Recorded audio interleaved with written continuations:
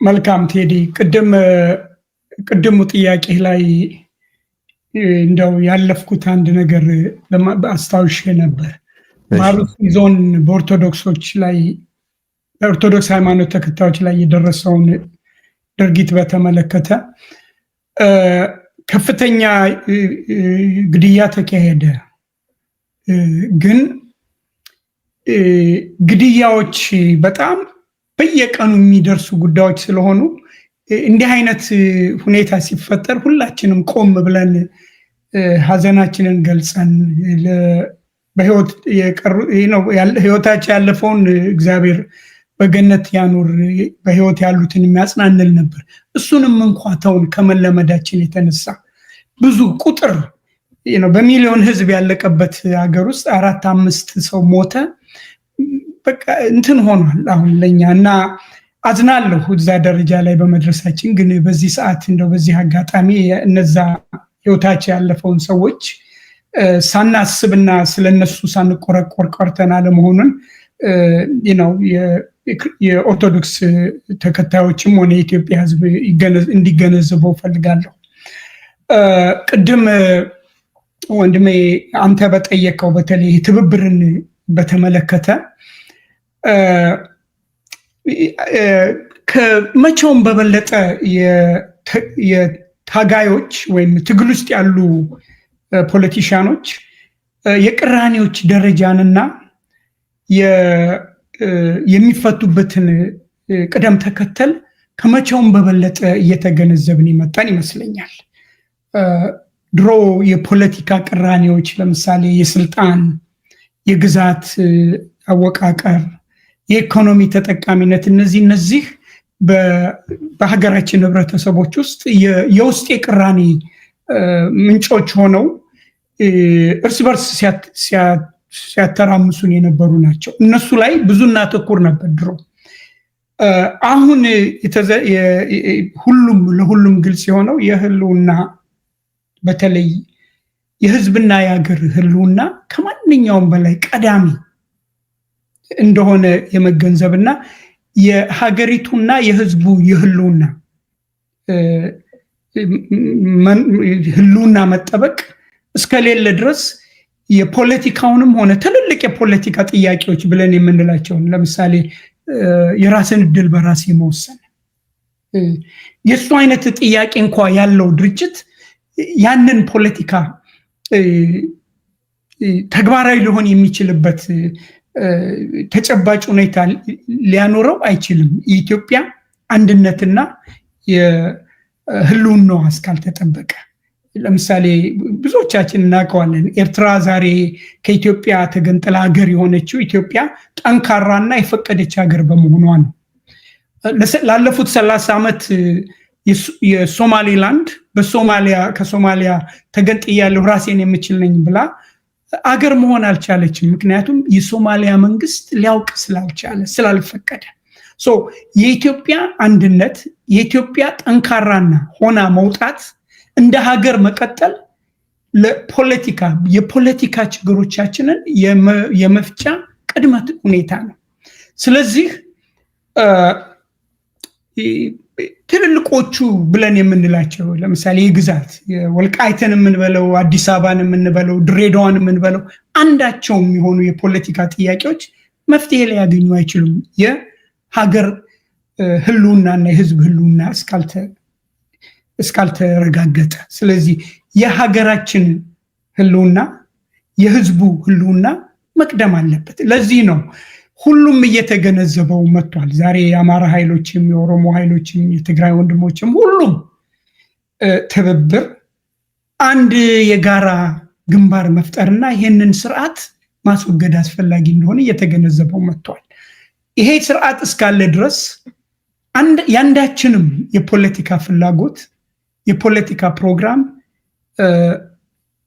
ተግባራዊ ሊሆን የሚችልበት አጋጣሚ አይኖርም። ስለዚህ መቅደም ያለበት ይህን ስርዓት ማስወገድ ነው። ይህን ስርዓት ለማስወገድ ደግሞ የጋራ የሆነ ግንባር መፈጠር አለበት። የጋራ ግንባሩ የሽግግር ሂደት ወይንም መንግስት የመመስረቻ ማዕቀፍ ማዘጋጀት አለበት። የሽግግር ሂደትን የሽግግር ፍትህን ሊያመጣ የሚችል ማዕቀፍ ማዘጋጀት አለበት። እነዚህን ሁኔታዎች ማሟላት ካልቻለ ግን እንደ 1966ቱ እንደ 2010ሩ ተጠላፊ ትግል ነው የሚሆነው፣ ወይንም ዘላቂ ለችግራችን ዘላቂ መፍትሄ የማያመጣ የከሸፈ ትግል ነው የሚሆነው። ስለዚህ ነው ሁሉም ይሄንን ተገንዝበዋል። አሁን ግን ያው ቅድም እንዳልኩት ሁሉም ይሽከረመማል። ቅድም እንዳልነው የኦጋዴ ግንባርም ትብብርን እንደሚፈልግ ገልጿል። ሌሎቹም የታጠቁ ኃይሎች በተለይ እንደ ፋኖም በዘመነ ካሴ በኩል ትብብር እንደሚፈልጉ ጠይቋል። ኦላም እንደዚሁ ጠይቋል። ግን አሁንም እየተሽከረመሙ ናቸው። ፍለፊት አልመጡም። ፍለፊት እኛ ያንን ክፍተት ለመሙላት ነው እንደዚህ ፍለፊት የመጣ ነው። ተገናኙ፣ እናገናኛቸው፣ አንድ ላይ ሁኑና ይሄንን ስርዓት አስወግዱ የሚለው ፕላትፎርም ላይ የምንሰራው ለዚህ ነው። ቅድም ያልከው በተለይ አስተማሪዎችን ነው ተማሪዎች ጥያቄዎቻችሁን እቀበላለሁ አትሄዱም ብሎ ሊያቆመው ይችላል። አዎ፣ ግን ሀገራችንን ተጨባጭ ሁኔታ ማየት አለብን። የሀገራችን ተጨባጭ ሁኔታ ሀገሪቱ ኢኮኖሚካሊ ባተሙ ተቀዶ ሊወድቅ የደረሰ ነው። ኢንፍሌሽን ከፍተኛ ደረጃ ላይ ደርሷል። መንግስት ለሰራተኞች ደሞዝ መክፈል የማይችልበት ደረጃ ላይ ነው ያለው። ቅድም እንዳልኩህ አስተማሪዎች መቅጠር ቀርቶ ያሉትንም ሪቴን ማድረግ ወይንም ይዞ ማቆየት ስለማይችል ሊመጣ የሚችለውን ጭንቀት አስቦ ነው የሶስተኛ ዓመት ተማሪዎችን ወደ ውጭ እንዲሄዱ ሰምታችሁታል። ብርሃኑ ነጋ ከአንድ ሳምንት በፊት የአስተማሪዎች እጥረት ይኖራል ወደፊት፣ ያ ነው የቀደመው። የሶስት ዓመኛ ተማሪዎች አስተማሪ ትሆናላችሁ የሚለው ሳይሆን የቀደመው ናሬቲቭ በኢትዮጵያ ውስጥ የአስተማሪዎች እጥረት ይኖራል የሚለውን እንዲነገር አደረጉ። ከዛ ቀጥሎ ነው የሶስተኛ ዓመት ተማሪዎች መዝመት ያለባቸው የሚለው። ግን እጥረት ይኖራልም ደግሞ ለሚለው ኮዝ አለው። ምክንያቱም ደሞዝ መክፈልና አስተማሪዎችን ይዞ መቀጠልም አይችሉም፣ አዲስም መቅጠር አይችሉም። ይሄ የኢኮኖሚ ክራይሲስ የሚፈጥረው ስፓርክ እነዚህን ልጆች ወደ ቤታችሁ ግቡ አትሄዱም ብሎ ቢያስገባቸውና ወይም በየትምህርት ቤቱ አፍነው ቢይዘው ሌላ ስፓርክ ሌላ ቦታ መነሳቱ አይቀርም። የሚጭረው ነው። ህብረተሰቡ በቋፍ ያለ ሁኔታው ከሚገባው በላይ አብጦ የሚተነፍስበት ቦታ የሚፈልግበት ደረጃ የደረሰ ነው። ይሄ የኢትዮጵያ ተጨባጭ ሁኔታ ነው። ኢኮኖሚካሊም ፖለቲካሊም ይሄ ነው ያለው ሁኔታ።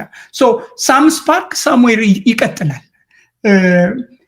ከዛም ሌላ ደግሞ ተማሪዎቹ የሌላው ህብረተሰብ አባል ናቸው። አባቶቻቸው አስተማሪዎች ናቸው፣ አባቶቻቸው ገበሬዎች ናቸው፣ አባቶቻቸው እናቶቻቸው ሴም ሳይክል ውስጥ ያሉ ችግር ውስጥ ያሉ የህብረተሰብ አካሎች ናቸው። በአጋጣሚ እነዚህ ተደራጅተው በአንድ ቦታ ያሉ ስለሆኑ ነው እንጂ ችግሩ እንደ ምክንያት ሆኖ አስወጣቸው እንጂ እየተብሰለሰለ እየተብላላ ያለ ችግር ነው። አያቆምም። ከዚህ በኋላ የሚመለስ ነገር የለም። አሁን እኛ ማተኮር አለብን ብዬ የማምነው እነዚህ የተቃዋሚ ኃይሎች ጠንካራ ግንባር ፈጥረው ይህንን ስርዓት ሊጥል የሚችል ሙቭመንት ማካሄድ አለባቸው። ግን መጣል ብቻ ሳይሆን ሊተካው የሚችል በዘላቂነት ኢትዮጵያን ወደ ሰላም፣ ደህንነት እና የኢኮኖሚ እድገት ሊያበቃ የሚችል ስርዓት ሊፈጠር የሚችል የሽግግር ሂደት ውስጥ ሊያስገባ የሚችል አደረጃጀት የግድ ያስፈልጋል።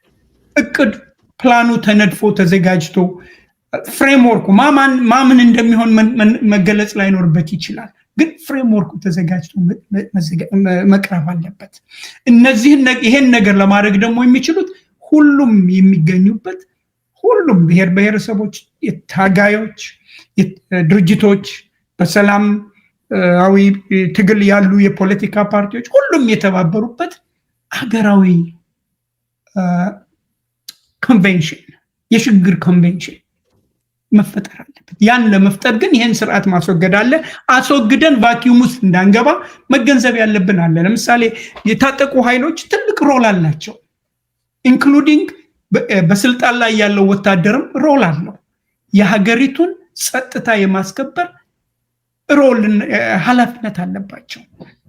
ሊሞሉት የሚችሉት አስተዋጽኦ ይኖራል። ያን እንዳለ በታዋቂነት ይዘን ግን የፖለቲካ ቫኪዩም እንዳይኖር መዘጋጀት እና የአብሮነት ይህንን ክፍተት ለመሙላት ነው እየሞከረ ያለው።